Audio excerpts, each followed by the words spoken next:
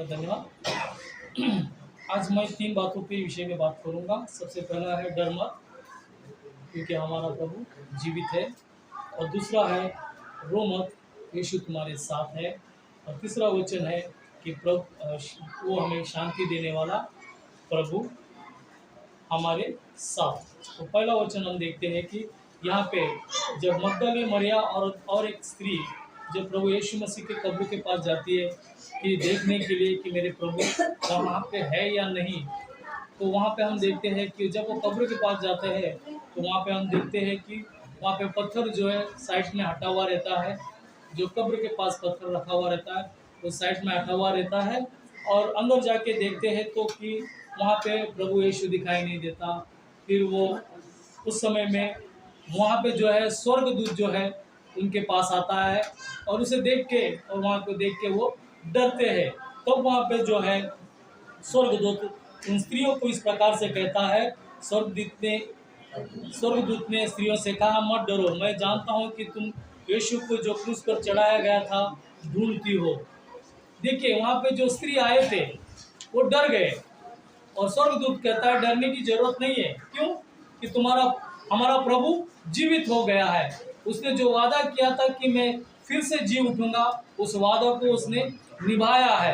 तो प्रभु का वचन कहता है सबसे पहला कि हमें डरने की जरूरत नहीं है, क्योंकि हमारा प्रभु जीवित है, जो हमारे पापों के लिए मर गया और अब वो जी उठा है।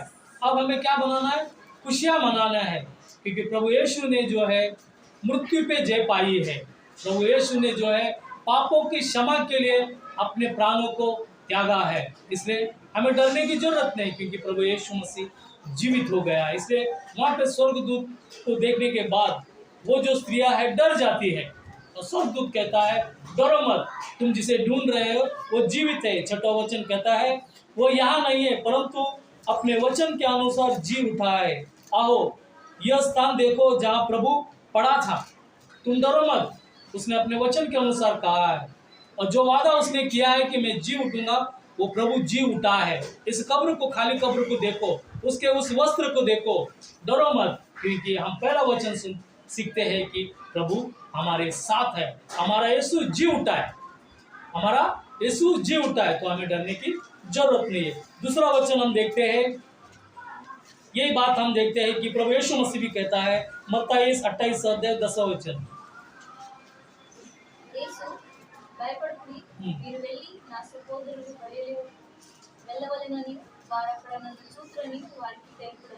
देखिए यहाँ पे उनको देखने की, जब मगदले मरिया प्रभु यीशु को देखे तो देखते हैं तो प्रभु यीशु भी वही बात कहता है कि तब यीशु ने उनसे कहा मत डरो, मेरे भाइयों से जाकर कहो कि गलील को चले जाओ, वहाँ मुझे देखेंगे। देखिए प्रभु यीशु ने भी कहा डरने की जरूरत नहीं है, तुम मेरे चेलों को कहो कि मैं उन्हें दिखाई दूंगा और वो गलील को चले जाए, वहाँ पे मैं उन्हें दिखाई दूंगा।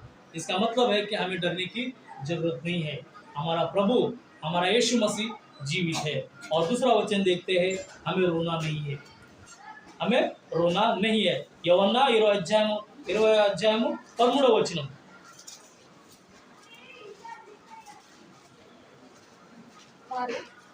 అమ్మా ఎందుకు ఏడ్చుచున్నావని ఆమెను అడగగా, ఆమె నా ప్రభువుని ఎవరో ఎత్తుకొని ఆయనను ఎక్కడ ఉంచులో నాకు తెలియదని చెప్పారు। बस यहाँ भी देखिए యోహన్నా 15 वचन में हम देखते हैं कि यीशु ने उससे कहा, हे नारी तू क्यों रोती है, किसको ढूंढती है?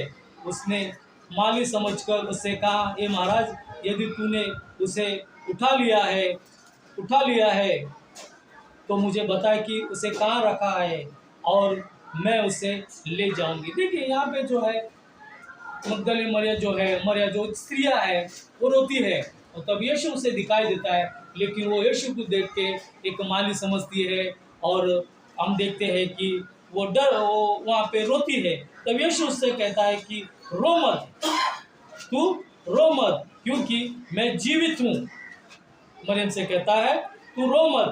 हम आगे को वचन देखते हैं, यीशु ने उससे कहा मरियम, उसने पीछे मुड़कर उससे इब्रानी में कहा रुबानी, अर्थात हे गुरु। यीशु ने उससे कहा मुझे मत छू, क्योंकि मैं अब तक पिता के पास ऊपर नहीं गया, परंतु मेरे भाइयों के पास जाकर उनसे कह दे कि मैं अपने पिता के और तुम्हारे पिता और अपने परमेश्वर और तुम्हारे परमेश्वर के पास ऊपर जाता हूँ। हम यहाँ पे देखते हैं कि जब मरिया रोती है तो प्रभु यीशु मसीह उसे दर्शन देके उससे कहता है तुम मत रो, बल्कि तुम जाके मेरे चेलों से कह दे कि मैं जो हूँ जीवित हूँ और मैं उन्हें दिखाई दूंगा।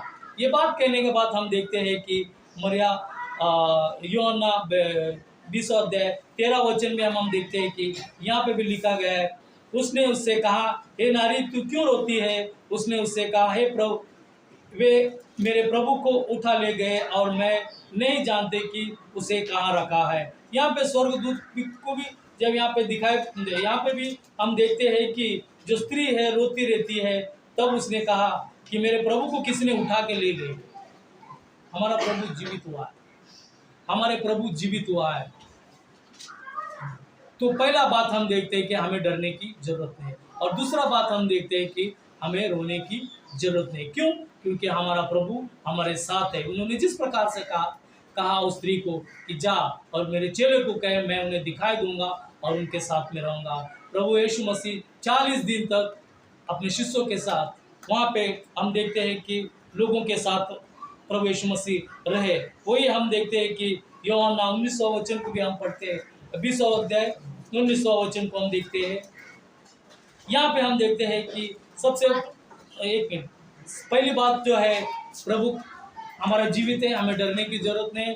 और दूसरी बात जो है कि हमें रोना नहीं है क्योंकि यीशु हमारे साथ है। और तीसरी बात हम देखते हैं कि प्रभु हमें क्या देगा? शांति देगा, प्रभु हमें आधार देगा। हम देखते हैं యోహాను 20 अध्याय 19 वचन। ఆదివారం సాయంకాలమున శిష్యులు యూదులకు భయపడి తాము కూడి ఉన్న ఇంటి తలుపులు మూసుకుని ఉండగా యేసు వచ్చి మధ్యలో నిలిచి సమాధానం కలుగుగాక అని వారితో చెప్పాడు। देखिए यहाँ हम तीसरी बात को देखते हैं कि प्रभु हमें क्या देगा? शांति देगा। पहली बात, हमें डरना नहीं है, हमारा प्रभु जी उठा है।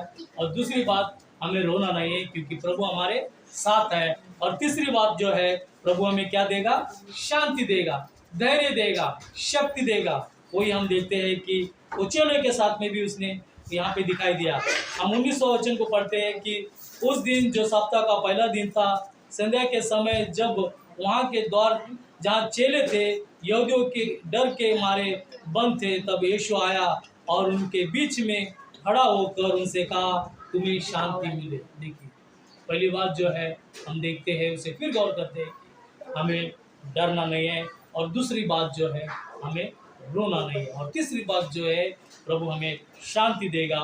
जब चेले डर के मारे, यहूदियों के डर के मारे वहाँ पे बंद थे, तो प्रभु यीशु मसीह वहाँ पे आ गए और उनके बीच में खड़ा होकर उनसे कहा तुम्हें शांति मिले।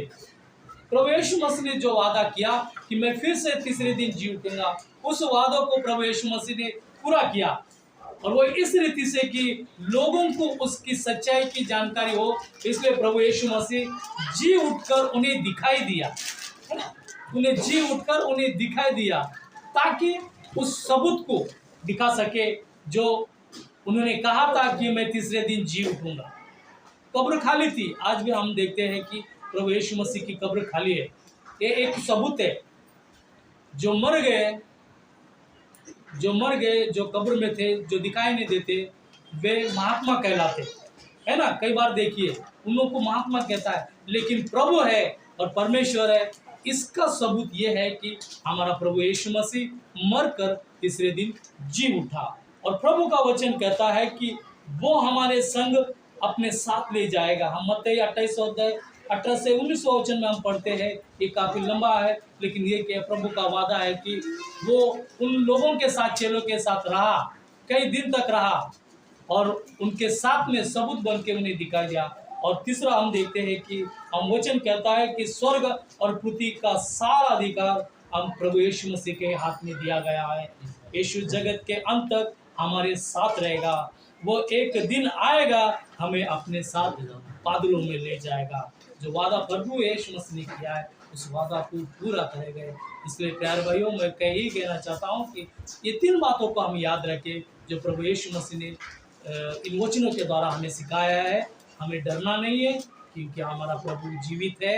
हमें रोना नहीं है, क्योंकि हमारा प्रभु हमारे साथ है और प्रभु हमें शांति देगा। इन 3 चीज़ों को हम सदा याद रखें और सदा इसी रीति से हम प्रभु के वचनों के अनुसार अपने जीवन को बिताएं और अद्भुत कार्य हम अपने जीवन में देख सकते हैं। अनेक आशीषों को प्रभु के द्वारा हम पा सकते हैं। इस खुशी के दिन हम सभी आनंद से इस समय में पूरे हृदय और मन से प्रभु के वचनों को सुने और उसकी महिमा करें, उनके आराधना करें। प्रभु इन वचनों को आशीष दे। बड़ों को भी धन्यवाद करता हूँ, सभी को भी धन्यवाद।